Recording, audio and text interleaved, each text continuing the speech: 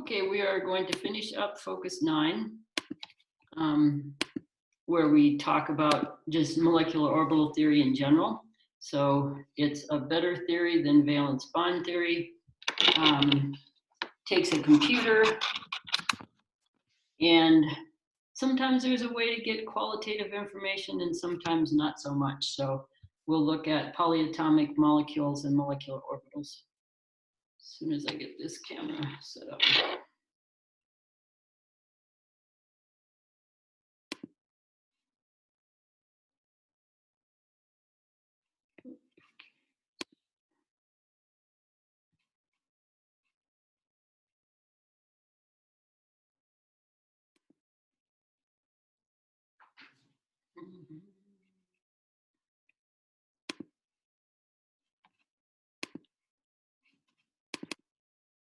Okay, so molecular orbital theory for polyatomics. So same exact concepts all the way through, just how we solve the problems and the approximations we make are often a little different. So the first thing is, if you're going to do any polyatomic, if you start with something with 3 atoms like water, you're clearly going to need to represent probability of finding the electrons anywhere over those 3 atoms. So you're going to need functions that are physically in space encompassing all of those. So the simplest thing would be for water to take a linear combination of a 1s orbital on one of the hydrogens plus a 1s orbital on the other hydrogen plus a 2s orbital on oxygen, and then 2 more of the p orbitals on oxygen, which have the right symmetry. So this is essentially called your basis set. So a basis set is the number of functions you're starting with as an approximation. So here we're going to vary the C's until we get an energy that makes the most sense. But if we go into WebMo again, so I'm going to stop this share and go here and start the share again. So I don't know why it won't let you just share and move around your screen. So here we are in WebMo again.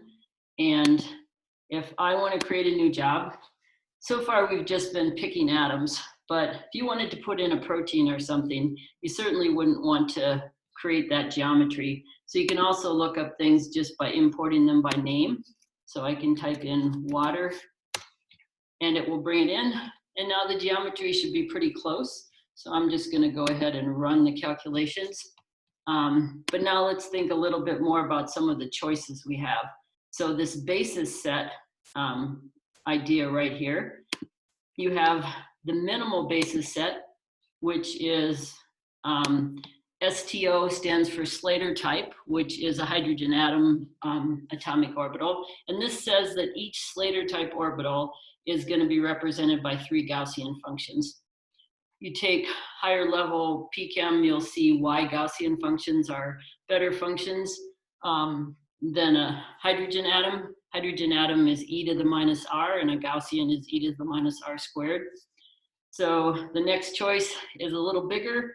So this one would just be exactly what we just looked at in the book, but each of those is represented by Gaussian functions. And every time you go to a higher level, you add functions. So this one says you can add some D functions. This says you add some D functions and more P functions.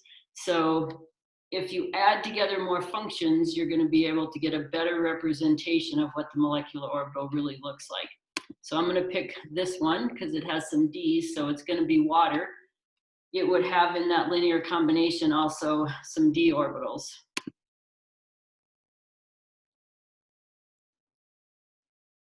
So we'll do exactly what we did before. And I guess I've already done this. So then I'll just go back in, and with the same orbitals, I'll do the molecular orbital calculation, which I just did before I started this lecture. So you can look at what we have here. So we'll go down, the molecular orbitals are here. But now when we look at them, you're going to notice some different things. So when you look at that first molecular orbital, it looks like you would call that bonding. It's holding both hydrogens to the oxygen. But when we go to the next one, that sort of looks like maybe it's holding both hydrogens, so that also looks like a bonding. But that one looks like some sort of a pi system, also bonding. This one is unoccupied, that's why it's green and yellow, but just shows you that as you go up, you get more and more complicated. And if you have larger and larger molecules, it's not going to be the same as it was for hetero and homonuclear diatomics. You won't be able to just say this orbital is helping to bond or an anti-bonding. Oftentimes it'll be helping to bond some atoms to the molecule and not all of them. So you get very different shapes, and it's harder to make generalizations about what each is contributing to the bonding. So the Huckel method, which is also in this part of the focus, this is what you remember from organic chemistry, where you use a model just to look at the pi bonding. And I'm not going to talk about this simply because it uses linear algebra, and we haven't covered linear algebra. This is a determinant right here, which is not a big thing, but seems a little unfair. But if you're interested, that'll be one of the lab projects you can do. Is I have a Huckel method computational project that you could do. So computational chemistry takes advantage of this molecular orbital theory. And there are two major ways to do a calculation. So these calculations get crazy large. And right now, you don't really understand how you do the calculation. That takes a little more time, which if you take 367, where we just focus on quantum and spec, you'll be able to do some of these calculations yourself by hand, so you'll understand better. But the two big types are what's called semi-empirical and ab initio. So semi-empirical takes some of the math and it approximates integrals as if they were experimental values. So for example, if you need to know the energy of the s orbital in a hydrogen atom, well, you could measure the ionization energy, and that's essentially the same thing. And so rather than do the math of that integral in the calculation, you just put in that experimental parameter. So semi-empirical uses experiment data.